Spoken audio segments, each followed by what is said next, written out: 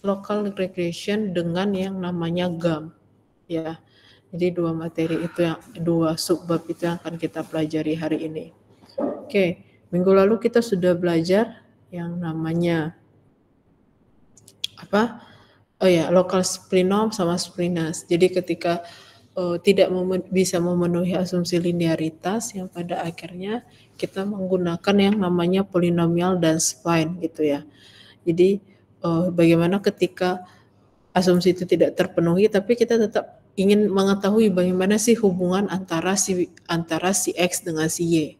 Ya, ketika kita ingin mengetahui hubungan antara si X dengan si Y, ya kita bisa ketika dia tidak memenuhi asumsi tersebut, bisa kita gunakan yang namanya polinomial dan spline.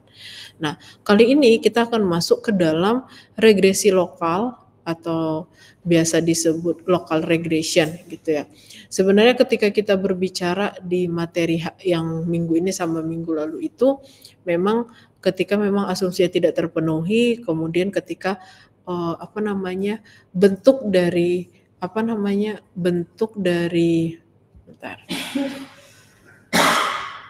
bentuk dari ininya itu ya bentuk dari gambarnya itu ya dia tidak berada di dalam garis ini, di dalam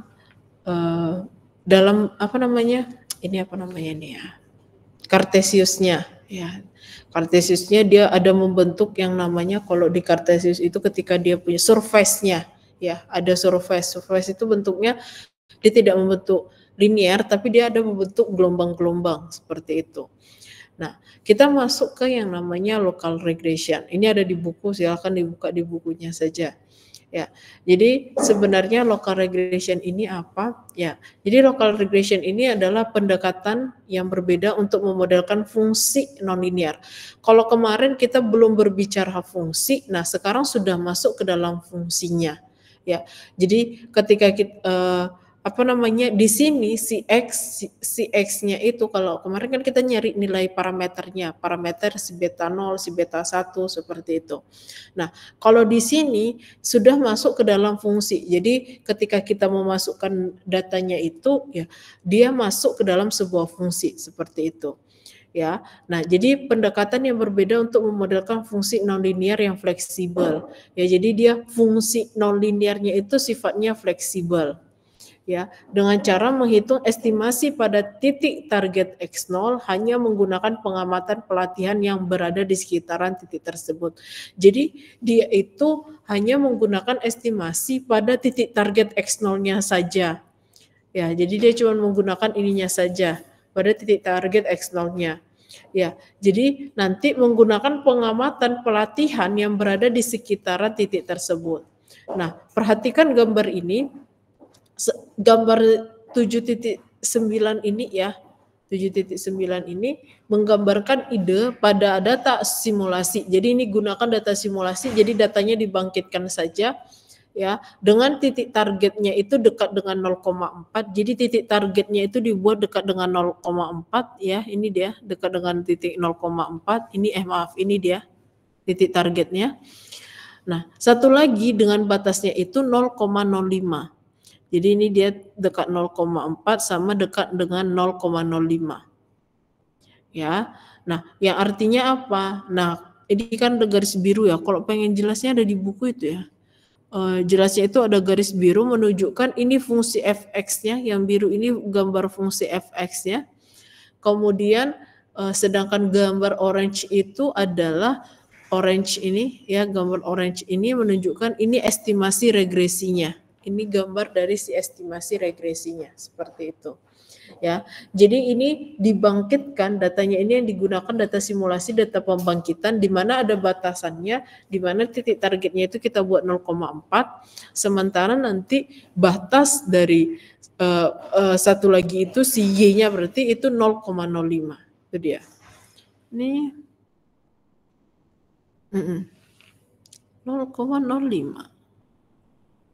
Iya, ini 0,4 dekat dengan 0,4. Ini dia. Ya. Nah, sebenarnya cara membuat ini dia. Cara membuatnya ini dia. Ya, jadi dia local regression itu cara membuat gambar ini tadi ya menggunakan ini. Nah, cara membacanya seperti apa? Cara membacanya seperti ini. Sebentar. Bentar ya. Nah, cara membacanya seperti ini. Nah, itu algoritmanya. Jadi ketika kita mau buat local regression, ini salah satu bentuk algoritmanya. Ya, ini salah satu bentuk algoritmanya. Nah, yang pertama ini adalah algoritma local regression, di mana X itu akan sama dengan X0. Yang pertama itu greater the fraction S sama dengan K dibagi N of training point whose XI are close to X0. Jadi artinya apa? Kita mau pilih titik-titik tetangga terdekatnya. Ya, jadi kita pilih dulu tuh titik-titik tetangga terdekatnya. Ya. Nah, artinya apa? Jadi ketika kita punya data latih ya, kita kan nanti ada punya data ya. Nah, kan datanya kita bagi tuh menjadi data latih sama data tes, ya kan? Jadi kita bagi datanya menjadi data latih dan data tes. Ya, jadi dari sudah kita bagi, kalau kebanyakan itu kan biasanya 80-20 ya pembagian datanya, 80-20. Nah, ketika kita membagi 80-20, nah jadi 80 data latih, jadi dari keseluruhan data latih kita ambil sejumlah K titik yang paling dekat dengan titik X0. Jadi X0 itu titik targetnya. Ya, jadi kita ambil sejumlah K-nya itu, ya kita ambil sejumlah titik K ya yang paling dekat dengan X0-nya. Nah, kemudian nanti yang S sama dengan K per N itu apa? Itu artinya adalah proporsi dari total data latih yang akan kita gunakan. Jadi berapa nih proporsi yang kita gunakan pada data latihnya nanti? Berapa kira-kira proporsinya? Itu dia maksudnya. Ya, yang kedua, langkah kedua itu adalah assign a weight. Berarti artinya apa? Kita mau kasih bobot, ya. Bobotnya itu kita kasih, beri bobot. Nah, pemberian bobotnya itu berdasarkan apa? Berdasarkan jarak. Itulah makanya disebut naik bors, ya. Naik bors. Ya, jadi dia kasih bobotnya itu berdasarkan jarak yang ada.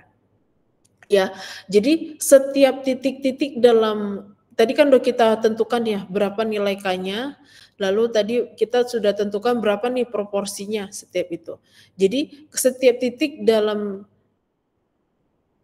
ya, setiap titik dalam setiap titik dalam setiap titik di dalam pada saat kita memberikan bobot KI0 itu berdasarkan jaraknya terhadap si X0. Jadi kita ngasih KI0 itu berdasarkan jarak terhadap X0. Nah, ketika dia paling dekat dengan si X0, maka bobotnya akan paling tinggi. Itu ya, bobotnya akan paling tinggi. Ketika jaraknya sudah jauh dari titik X0 kita itu berarti bobotnya akan semakin rendah atau bisa mendekati dengan 0. Bisa juga.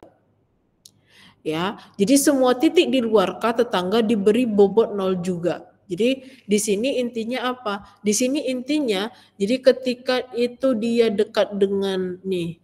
Jadi ketika dia jauh dari si X0 nilainya 0 ya. Tetapi ketika dia mendekati nilainya si X0 ini ya, maka dia nilainya akan semakin tinggi. Tapi ketika dia tidak masuk ke dalam si K ini, maksudnya ke dalam bagian si K, maka dia sudah pasti nilainya kita buat dengan 0. Itu maksudnya. Yang kedua. Nah, selanjutnya yang ketiga, ya, yang ketiga ini adalah kita melakukan regresi least square terbobotinya. Ya, jadi kita lakukan itu ya, jadi kita melakukan pembobotan pada regresi linearnya untuk memodelkan hubungan antara si XI sama si YI-nya. Jadi ketika kita mau melihat nih ada hubungan nggak di antara XI dan YI-nya, kita harus melakukan pembobotan dulu pada regresi linearnya. Ya, jadi di situ kan ada koefisien beta 0 sama beta 1. Nah, itu kita cari nilainya dengan cara apa? Meminimalisir. meminimalisir nilai siapa? Nilai dari sigma I sama dengan 1 sampai dengan N, KI 0, YI dikurang beta 0 dikurang beta 1 XI dikuadratkan. Itu dia. Nah, pada akhirnya yang keempat, barulah kita bisa melakukan prediksi terhadap si X0-nya. Ya, dengan fx0, dugaan dari fx0 sama dengan beta 0 duga ditambah beta 1 duga x0. Jadi caranya seperti itu. Secara garis besar ketika kita mau melakukan melakukan prediksi terhadap satu titik tersebut. Seperti itu. Ya, jadi intinya di regresi lokal ini dia cuman bekerja di seputaran titik itu aja. Tadi kan udah saya katakan ketika dia mendekati nilai si XO berarti nilainya akan semakin tinggi. Ketika dia menjauhi dari si X0 nilainya akan semakin rendah. Nah, itu dia.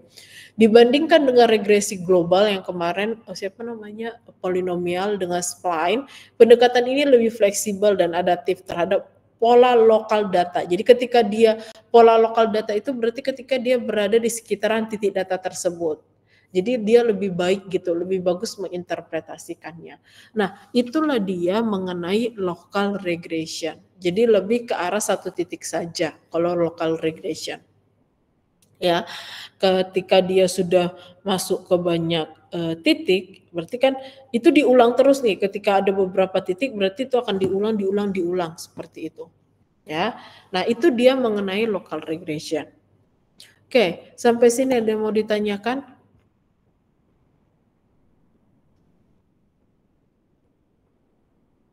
Mana ya ininya? Oh ini. Oke, kalau nggak ada saya lanjut.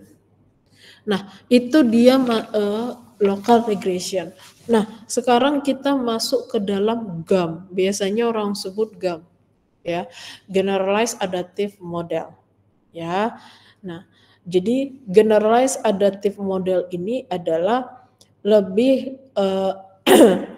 kalau ini nanti ada span-nya, ya. Jadi pada bagian sebelumnya berarti mengenai polinomial, kemudian mengenai apa lagi satu lagi tadi? Polinomial, kemudian spline, kemudian local regression, kemudian GAM, local regression, saya itu local regression, kemudian polinomial dan spline, ya.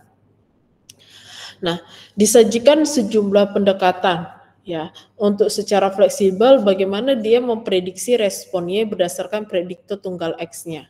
Ya, jadi dia diberikan itu. Saya izin sebentar ya, saya izin sebentar.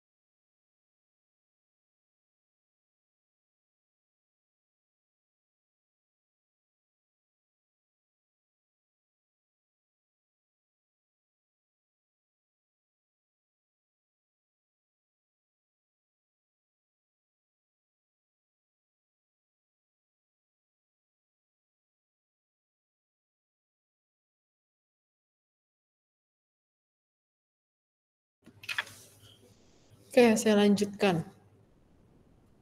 Sebentar, saya ada buat R-nya.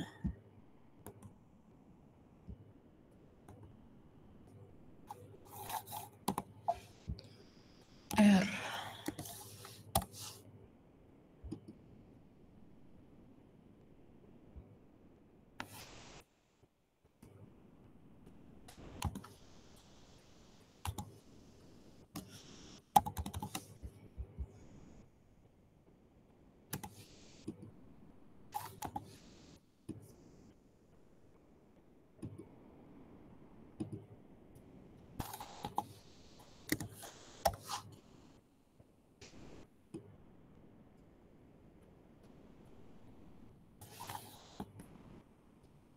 Nah, ini R-nya, local regression. Saya ada buat. Oh, gimana nih nunjukinnya?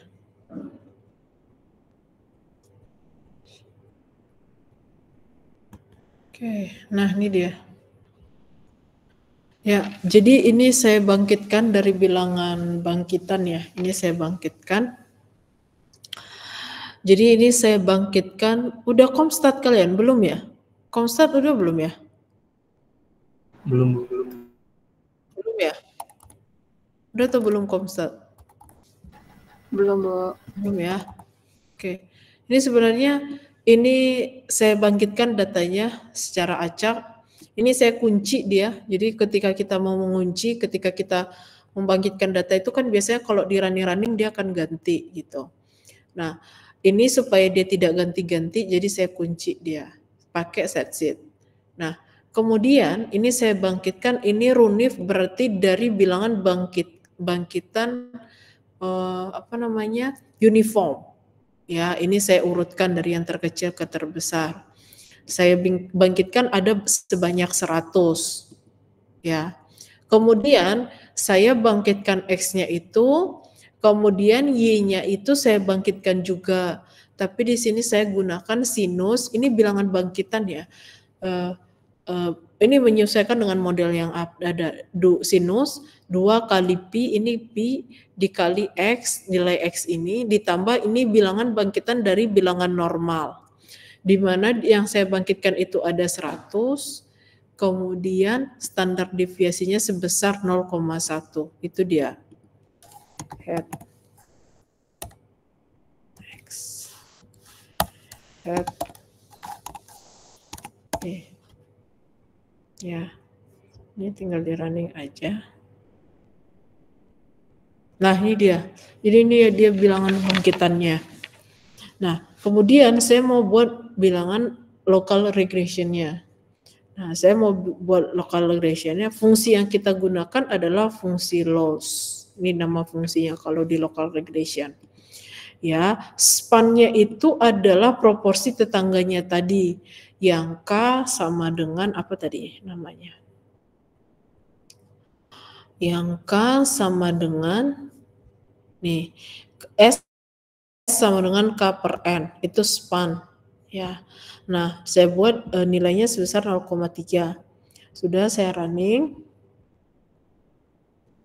Coba model.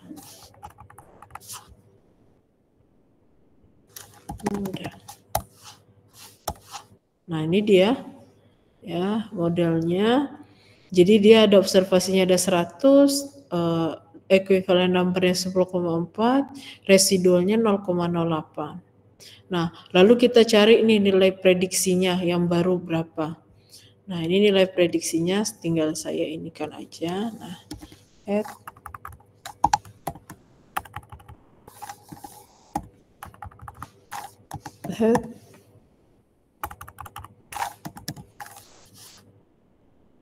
data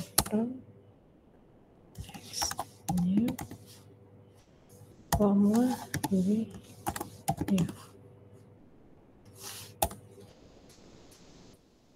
Ypret ya. Maaf, bentar.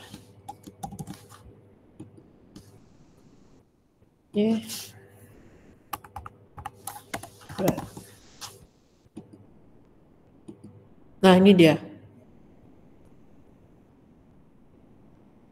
Ini data frame-nya, nilai X-nya. Kemudian coba kita visualisasikan.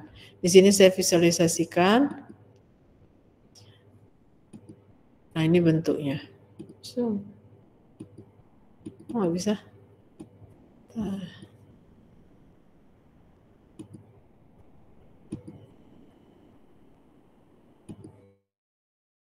Nah, ini gambarnya.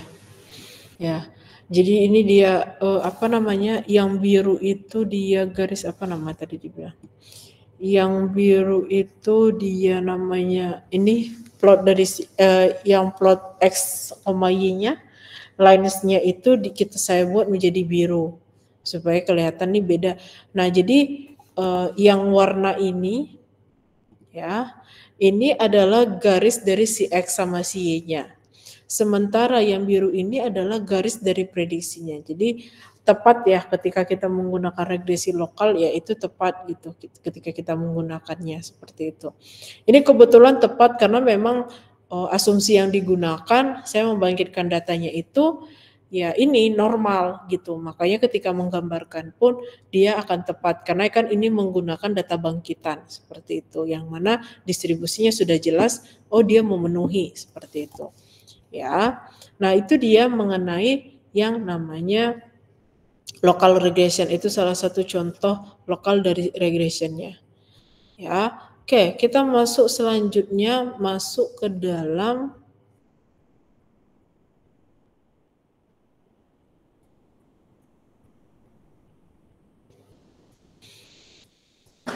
GAM, Generalized Adaptive Model. Ya, ini nggak akan jauh berbeda dengan yang namanya yang lainnya. Ya, jadi intinya si GAM ini adalah ketika sebelumnya kita melakukan sebuah prediksi ya terhadap si Y-nya, ya, bagaimana kita memprediksi si respon Y-nya berdasarkan dari variabel X-nya. Nah, pendekatan ini sebenarnya perluasan dari regresi linear sederhana. Kalau yang masih ingat ya, regresi sederhana itu kan Y sama dengan beta 0 ditambah beta 1X. Ya, kok hilang dia? Beta 1X. Kan itu ya dia ya, beta 1X.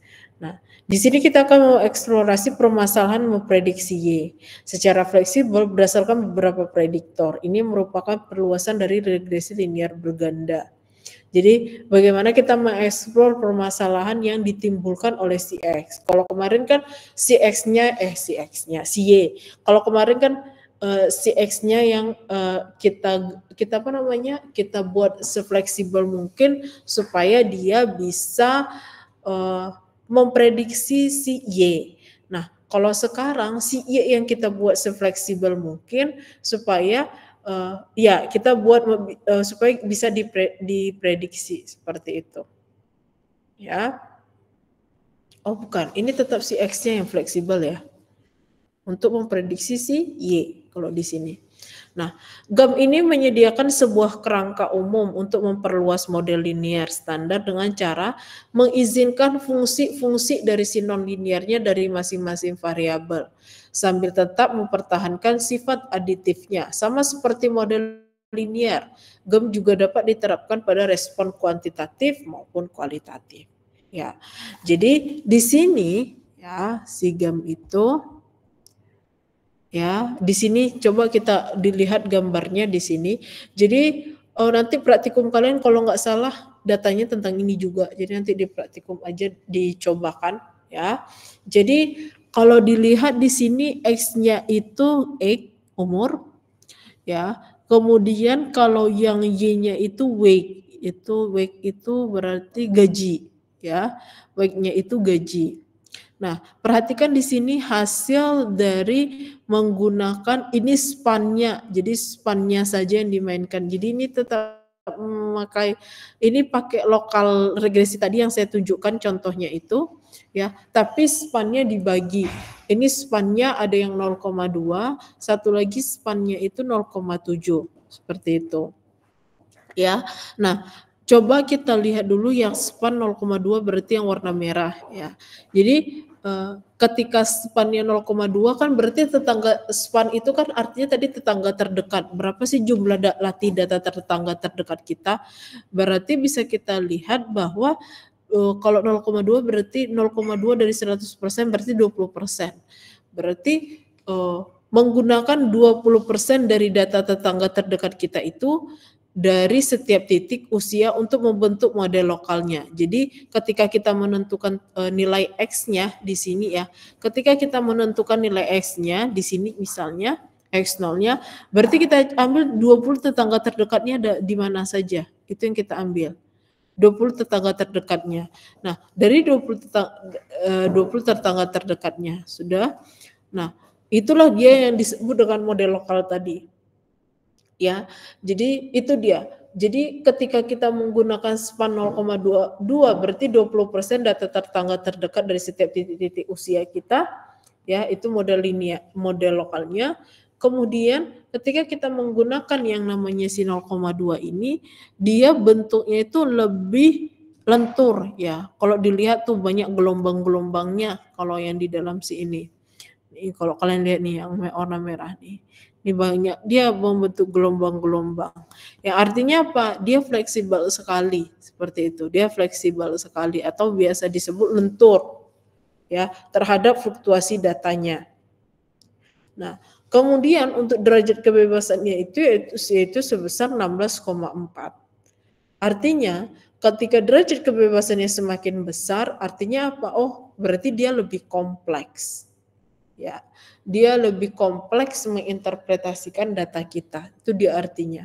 Nah, berbanding terbalik ketika kita menggunakan span yaitu 0,7. Kalau 0,7 berarti 0,7 dari 100% berarti 70%. Ya, berarti 70% data terdekatnya itu di sekitaran data usianya. Kalau tadi kan 0,2 berarti 20%. Berarti 70% dari di sekitaran data usianya. Ya. Kemudian lebih halus dan lebih stabil ya. Jadi dia lebih stabil tapi kurang menangkap detail pola. Nah, itu kekurangannya. Kalau siapa namanya yang si 0,2 tadi karena dia itu lokalnya sedikit, dia kan 20%. Berarti cuman 20% dari tetangga terdekatnya. Kan berarti semakin ini dia apa namanya? Semakin bisa membaca fluktuasi datanya seperti itu. Nah, kalau yang si 70% ini nggak bisa. Ya, jadi kurang dia bisa menangkap detail-detailnya gitu. Nah, kemudian dia memiliki 5,3 derajat kebebasan. Artinya apa? Model lebih sederhana. Kalau 16,4 berarti apa namanya? Modelnya kompleks. Kalau 5,3 berarti modelnya cukup sederhana. Ya, itu dia. Jadi intinya seperti ini, semakin kecil span modelnya lebih fleksibel atau bisa dibilang bisa juga terjadi overfitting.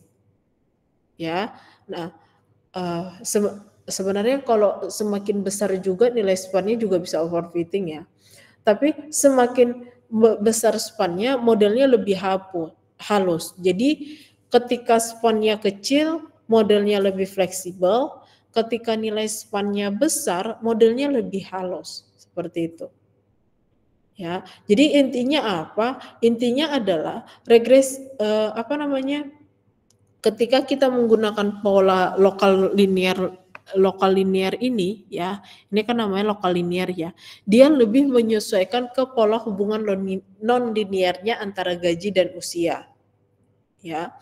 Pilihan nilai span sangat mempengaruhi bentuk kurva hasil prediksi. Jadi ketika kita salah memilih nilai span, maka bisa jadi nanti kita salah dalam memprediksi. Kemudian cocok untuk situasi di mana hubungan antar variabelnya tidak linear secara global, tapi masih linear secara lokal.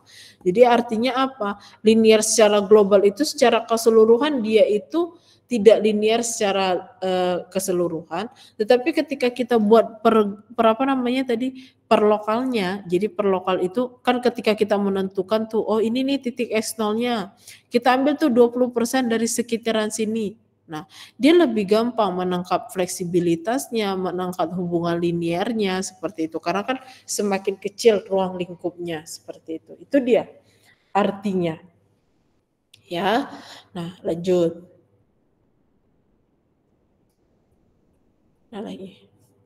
Nah, perhatikan di sini. Masuk kita ke dalam problem GAMS for regression problem.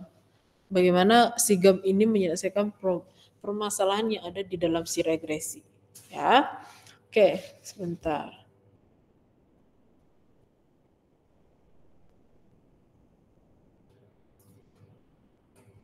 Nah, model regresi berganda YI, ya ini model regresi berganda ya yang biasanya YI sama dengan beta 0, beta 1 XI kali 1. Nah, ini modelnya. Ya, nah dari model regresi ini gimana secara sigam menyelesaikan ketika dia tidak tidak linear. Nah, yang pertama salah satu caranya itu adalah ya udah biarkan aja ada hubungan non linearnya antara setiap prediktornya, biarkan saja. Dan respon adalah dengan mengganti setiap komponen linear BJ XIJ. Jadi ini kita ganti dengan BJ XIJ dengan satuan fungsi non linear. Jadi yang ini kita jadi menjadi sebuah fungsi. Kalau kemarin kan tetap dia sebuah parameter, ya kan kemarin tetap parameter dia.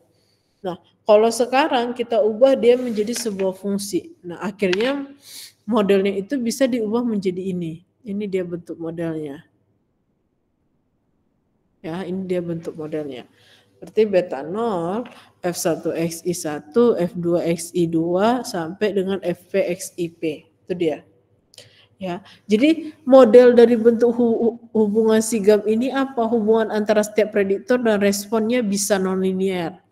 Jadi tidak harus memenuhi asumsi linear.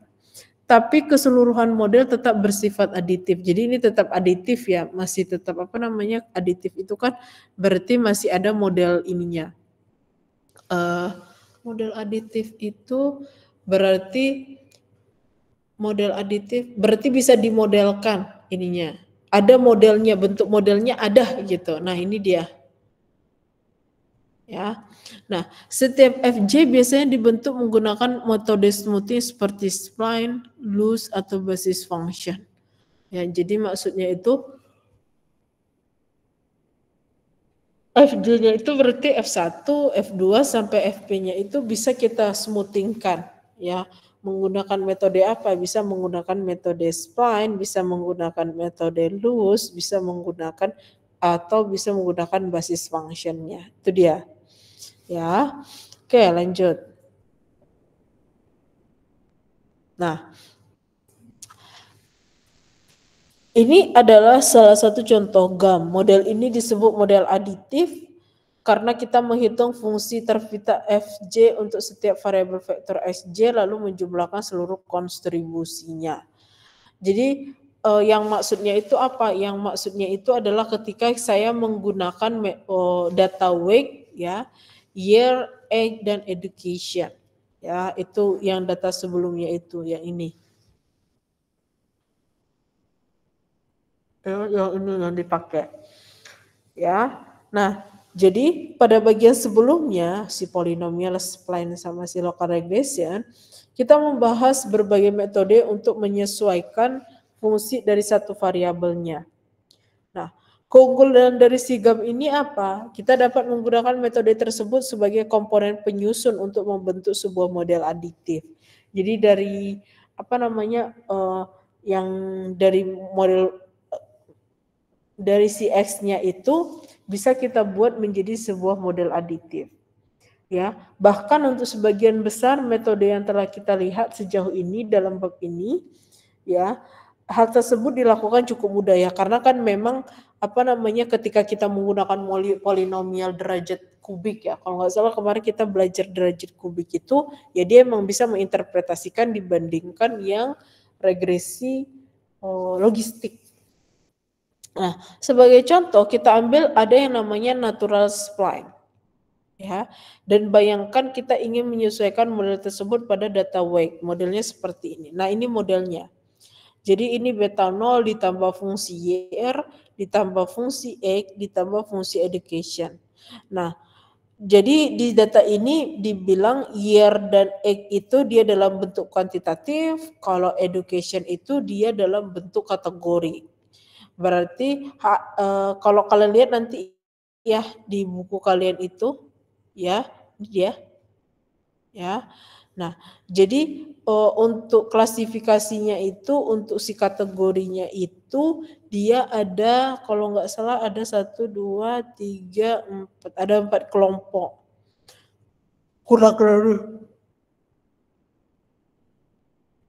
Kurang dari SMA, kemudian kurang dari kuliah, kemudian dia kuliah, kemudian lebih dari kuliah, berarti ketika dia sudah bekerja. Ya, bagaimana yang pada akhirnya tingkat pendidikan yang telah diselesaikan oleh individu itu dipengaruhi enggak oleh yang namanya gajinya. Nah, kita melakukan fitting terhadap dua fungsi pertama, year dan age, yang menggunakan natural spline. Jadi year dan age-nya menggunakan natural spline. Untuk fungsi ketiga, sedangkan si education kita melakukan fitting menggunakan konstanta terpisah untuk setiap level pendidikan. Jadi maksudnya dibuat terpisah itu artinya apa? Artinya adalah ketika kita menggunakan HS kita ganti, maksudnya kita ganti menjadi 0 gitu. Kemudian yang kecil HS kita ganti dengan 0, HS kita ganti dengan 1, kalau kita ganti dengan 2, itu maksudnya. Makanya dia fittingnya berbeda dilakukan, karena yang satu dia kuantitatif, yang satunya lagi dia kualitatif. Itu dia. Ya. Nah, ini contohnya ya plot datanya. Nah, ini contoh dari plot datanya.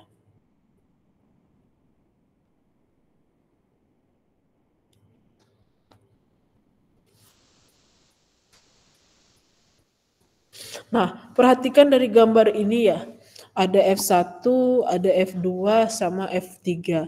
Jadi F-nya itu, F1-nya itu kita buat diubah ya fungsinya ya. F1 year, F2X, sama F3 education. Nah, pertama kita masuk ke year dulu. Ya, di mana Y-nya itu week ya. Y-nya itu week. Apa namanya? Week itu artinya berarti gaji ya. Nah, perhatikan F1 year-nya ini. Yang ini diperhatikan F1 year-nya. Ya. Jadi di sini menunjukkan hubungan antara tahun dan upah. Jadi di sini yang saya mau lihat adalah tahun dan upah. Ya. Jika perhatikan ketika usianya itu dan pendidikannya tetap, jadi di sini saya misalkan usia sama pendidikannya tetap. Ya, ini supaya bisa divisualisasikan kedua dimensi ya. Kalau kita buat ke dalam 4 dimensi kan agak sulit gitu. Nah, jadi interpretasinya yang di F1 year ini adalah age-nya sama pendidikannya saya anggap tetap. Nah, maka upahnya itu ya cenderung meningkat secara perlahan seiring berjalannya waktu. Ya, ini mencerminkan apa? Ada mencerminkan inflasi atau kenaikan upah setiap tahunnya. Jadi di sini mencerminkan adanya kenaikan upah setiap tahun di sini. Ya, di sini mencerminkan adanya kenaikan upah setiap tahun. Jadi semakin dia maju tahunnya, maka upahnya juga akan semakin naik. Dengan asumsi bahwa umur dan education itu saya anggap itu sama. Itu dia artinya. Ya. Nah, kemudian bagaimana dengan yang namanya si age ya. Nah, saya mau bagaimana nih hubungan antara, kalau tadi kan hubungan tahun dengan hubungan upah. Kalau sekarang saya mau lihat hubungan usia dengan upah. Saya mau lihat. Nah, di sini saya anggap juga ketika ternyata bagaimana nih hubungan dari si usia dengan upah. Berarti di sini saya anggap tahunnya itu sama dan pendidikannya juga tetap. Itu masih saya asumsikan seperti itu. Maka bisa kita lihat tuh dari grafiknya. Upah tertinggi cenderung diperoleh pada usia menengah. Berarti ketika orang memiliki usia upah paling tinggi itu dia berada di antara 40 sampai 50 kalau dilihat. Ya, dan lebih rendah pada usia yang sangat muda atau sangat tua. Jadi ketika dia sangat muda atau sangat tua itu dia upahnya akan semakin kecil gitu. Nah, artinya apa? Artinya masuk akal ya. Ketika kalau misalnya dilogikakan ya, ini kita balik ke logika ya. Kalau dilogikakan ya, usia 40 dan 50 itu biasanya ya itu masa-masa jaya atau biasa kalau kita sebut itu bukan masa jaya, di situ kan terjadi kenaikan pangkat seperti itu, banyak terjadi kenaikan pangkat, tanggung jawabnya lebih besar seperti itu. Ketika tanggung jawab semakin besar atau kenaikan pangkat, maka itu akan semakin besar gajinya. Sementara kalau di awal-awal kan baru belajar ya, ketika kita baru belajar ya Pak, udah pasti upah kita rendah gitu. Lalu semakin kita kasarnya itu semakin tua ya, semakin tua. Nah, semakin tua ya gajinya akan semakin kecil karena tanggung jawabnya juga sudah semakin dikurangi gitu. Ya, kan iya, semakin dikurangi seperti itu. Nah, masuk kita ke education. Nah, kalau kita masuk ke education ini artinya apa? Artinya si X sama si Y ini kita anggap sama. Ya, si X sama si Y itu kita anggap sama. Yang artinya apa? Kita mau lihat nih bagaimana hubungan pendidikan seseorang dengan upahnya. Nah, kalau kalian lihat ini dia membentuk fungsi tangga. Kalau kalian masih ingat, kan pernah tuh ya belajar di mana ya belajar fungsi tangga ya? Oh, di ini. Di teori peluang. Kalau kalian masih ingat itu di teori peluang kan kita belajar yang namanya fungsi tangga kemarin. Nah, jadi di sini kita bisa lihat kalau ada fungsi tangga. Ya. Jadi semakin tinggi pendidikan, maka semakin tinggi pula upahnya. Ya. Jadi itu sebenarnya lebih ke arah harapan ya, kan ketika pendidikannya semakin tinggi itu memang biasanya gajinya pun akan semakin tinggi seperti itu. Jadi bisa kita simpulkan bahwa ketika year-nya juga semakin naik, maka upah juga akan naik. Biasanya upah itu akan naik terus setiap tahun. Nggak mungkin dia semakin kecil atau dia tetaplah. Tapi biasanya itu akan naik. Sementara ketika X semakin tua atau semakin muda kita, maka upahnya akan menuju rendah. Sementara ketika dia berada di tengah-tengah, upahnya itu akan naik seperti itu. Nah, kemudian untuk yang education dengan upah semakin tinggi education kita atau education itu berarti pendidikan kita semakin tinggi, maka upah kita juga semakin tinggi. Nah, itulah hubungan antara masing-masing dari variabel X terhadap variabel Y-nya. Ya. Jadi yang hubungannya itu yang semakin tinggi apa aja? Year dengan education. Sementara untuk X dia tergantung dari kondisi kondisi orang tersebut. Dia berada di usia kapan seperti itu. Ya, itu dia mengenai gum regression problem. Ya, ini salah satu bentuk contohnya. Oke, sampai sini ada yang mau ditanyakan?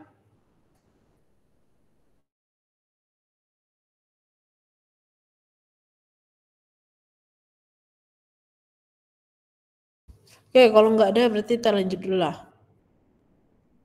Nah, ini juga salah satu gambar. Kalau tadi kan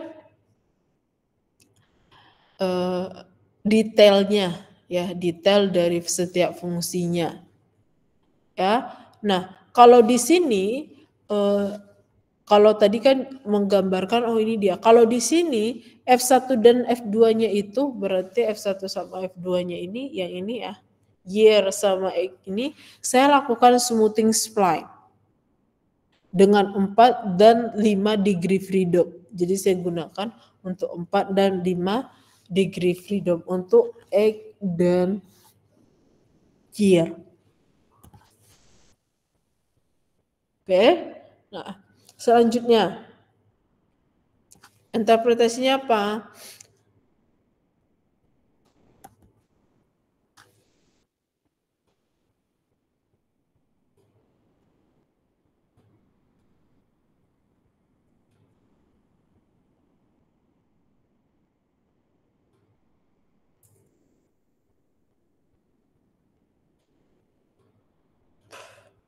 Bentar ya. Bentar ya.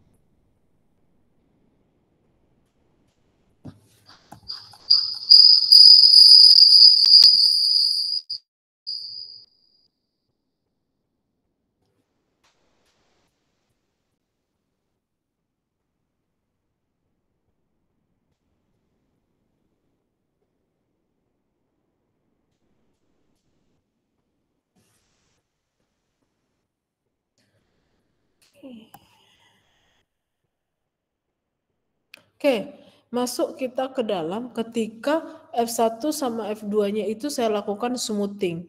Yang saya lakukan itu smoothing spline. Kenapa bukan F3-nya juga diikutkan, Bu? Ya karena ini kualitatif, ya. Karena yang saya bisa lakukan smoothing spline-nya itu hanya ketika datanya kuantitatif.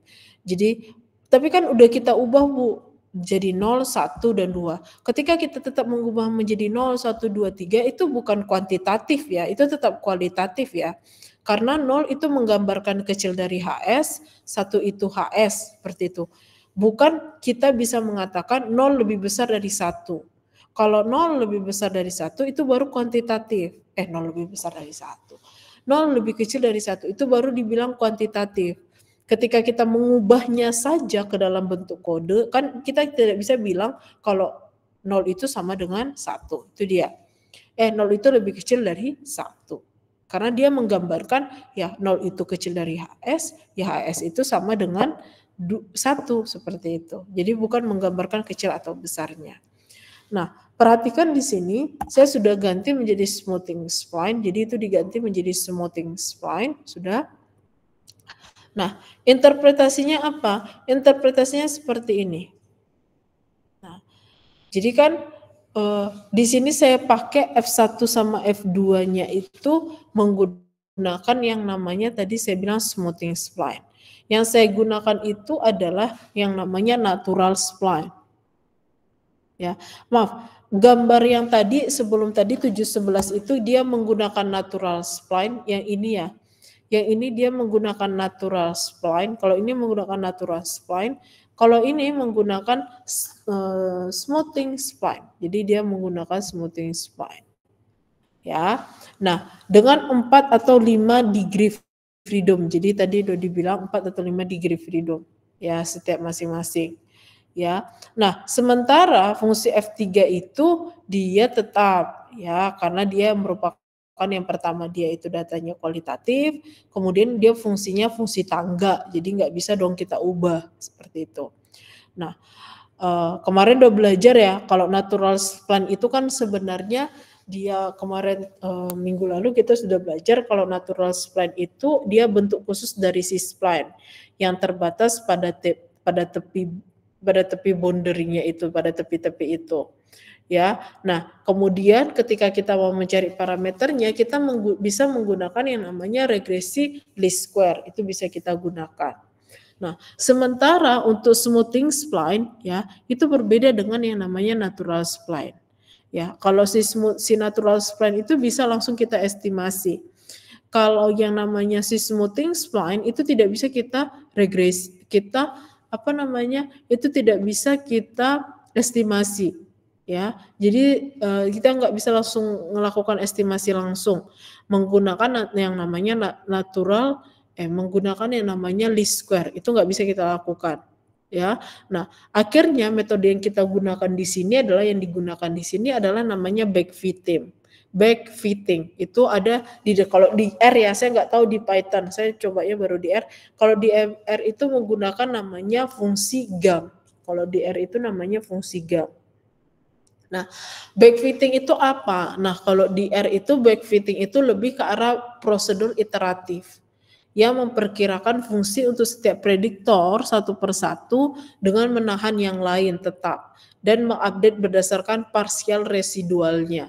Jadi dia akan diupdate berdasarkan nilai parsial residualnya seperti itu. Ya. Nah, pertama kita masuk ke F1 year dulu. Kita masuk ke year-nya dulu yang menggunakan smoothing spline. Ya. Nah, jadi upah itu cenderung meningkat, masih sama ya ketika kita menggunakan natural kemudian kita menggunakan smoothing spline, dia juga meningkat secara perlahan. Lihat di situ dari tahun 2003 sampai tahun 2009. Ya. Nah, masih sama. Saya nganggap si X sama si education itu nilainya tetap. Ya. Nah, artinya apa? Ya, artinya ketika ada kenaikan gitu, setiap tahun tetap ada kenaikan upah gitu. Nah, masuk kita ke F2. Ya.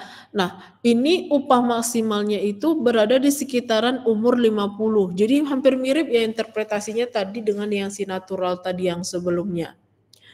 ya. Sangat muda dan sangat tua ya sama aja, upahnya pasti rendah, ya. Jadi artinya apa? Kalau sangat muda berarti kan tadi saya udah bilang pengalaman kerjanya belum ada, ya.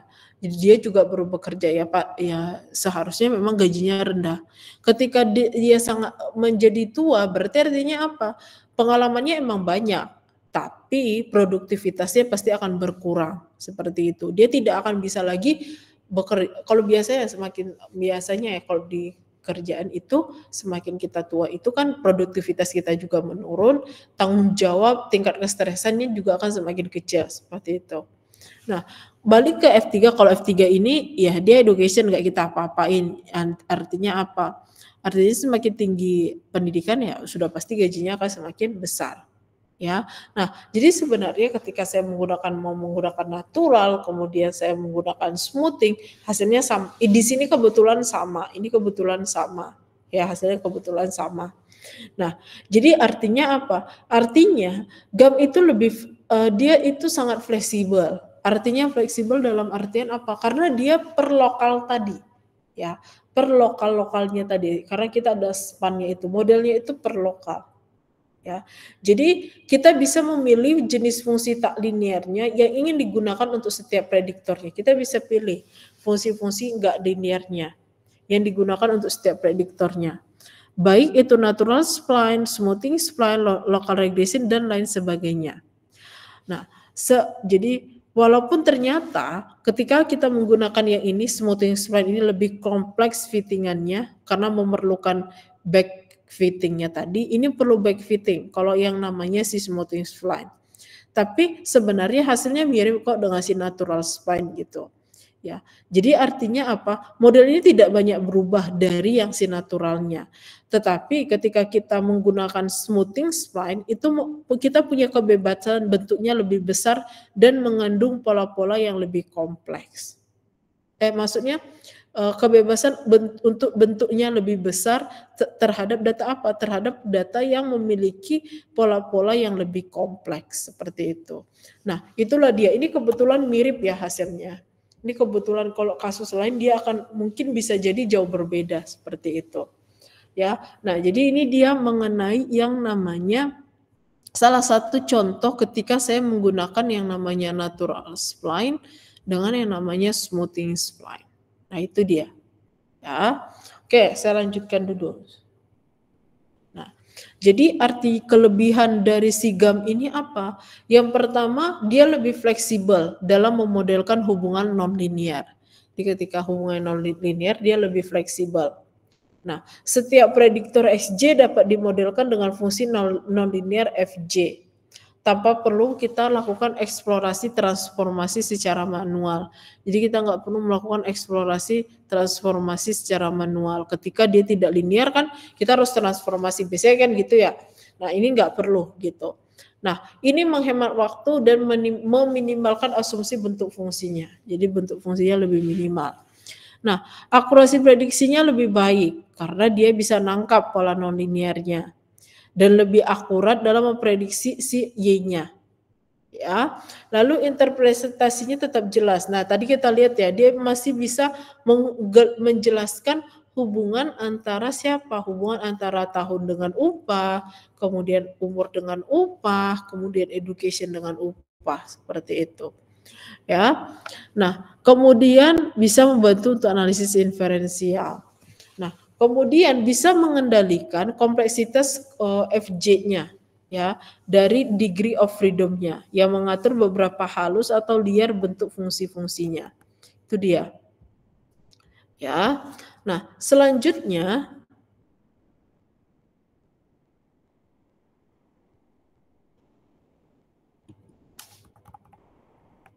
Nah, lalu apa kelemahannya? Kalau ada kelebihan berarti ada kelemahan.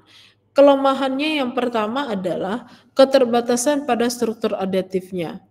Nah, bisa jadi kita terlewat gitu karena dia lokal itu kan tadi per lokal itu.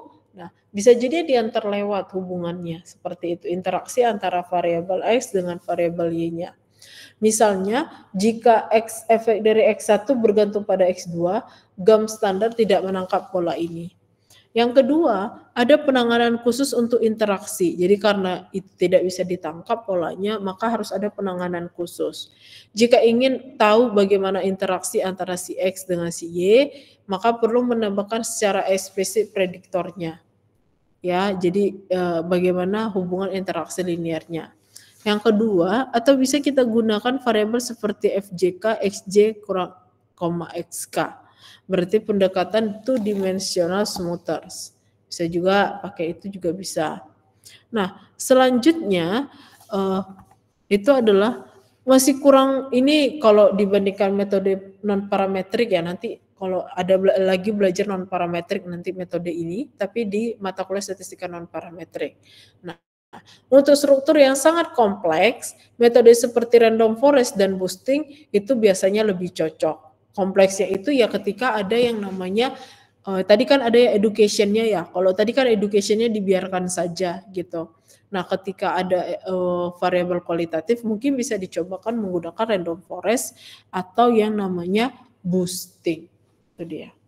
Ya, itu minggu depan akan kita pelajari. Oke, itu dia mengenai GAM, kemudian mengenai yang namanya local regression. Oke, sampai sini ada yang mau ditanyakan?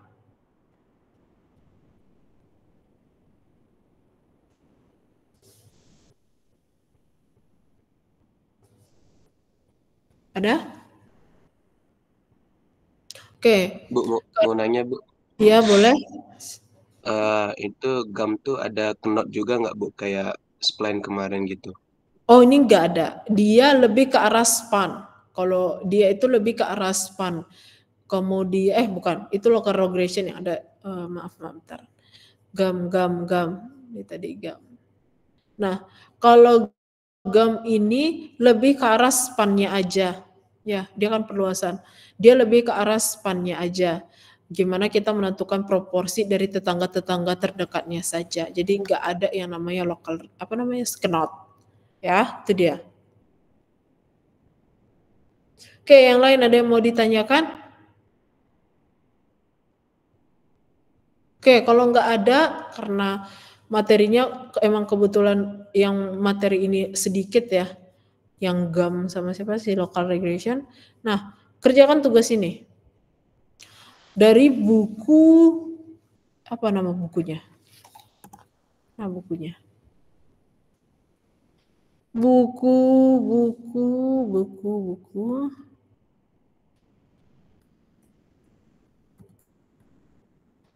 Apa nama buku kita ya?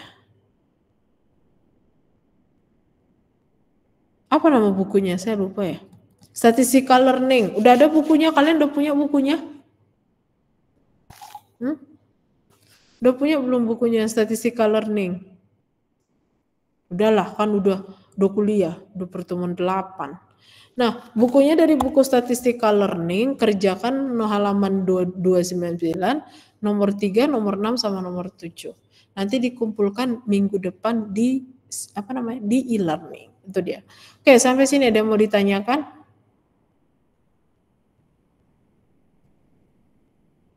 Oh, tugas kalian belum Ibu kasih ya? Tugas kelompok ya?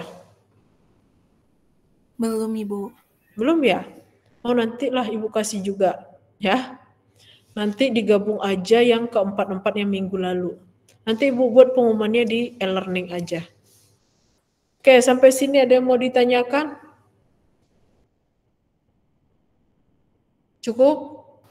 Cukup Ibu. Oke, kalau cukup berarti perkuliahannya saya cukupkan juga. Nanti tugasnya saya share ya, di mana namanya? Di e-learning. Kalau gitu saya cukupkan perkuliahan hari ini. Sampai ketemu berarti minggu depan udah offline. Selamat siang, terima kasih. Terima kasih. Terima kasih banyak, Bu. Terima kasih Bu. Ya.